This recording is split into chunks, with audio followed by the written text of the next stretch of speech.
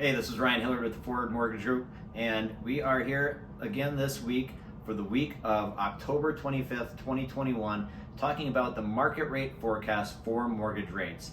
And to recap last week, just to get started, we did see rates continue to tick up just a little bit. There were a couple days where we had some improvement, but when we look at it as a whole, we saw rates continue to slightly increase.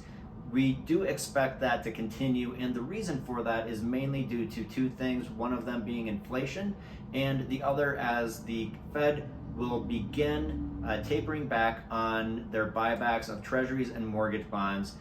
We'll expect rates to increase as a result of that as well. Now, the good news behind all of this is that they wouldn't be able to taper and we wouldn't be seeing inflation if we didn't anticipate or see numbers showing signs of a steadily improving economy. So I suppose even though rates are going up a little bit, we have a strengthening economy, which is helpful.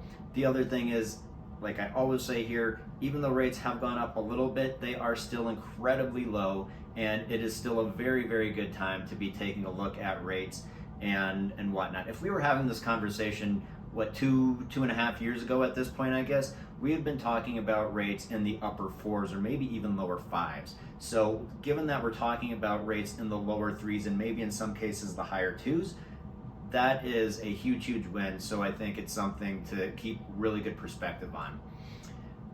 Going forward, rates are expected to continue to stay low, and for the same reasons that we talked about, there's really no big news coming out in terms of economic reports.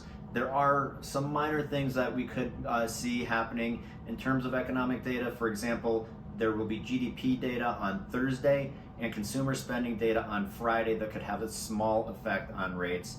Inflation concerns continue to be out there, and we already talked about the Fed buying back treasuries and mortgage bonds. So I hope this is helpful. If there's anything else on this or anything else that I can help with or provide, please feel free to reach out. All of my contact information is at the end of this video, and I will look forward to hearing from you.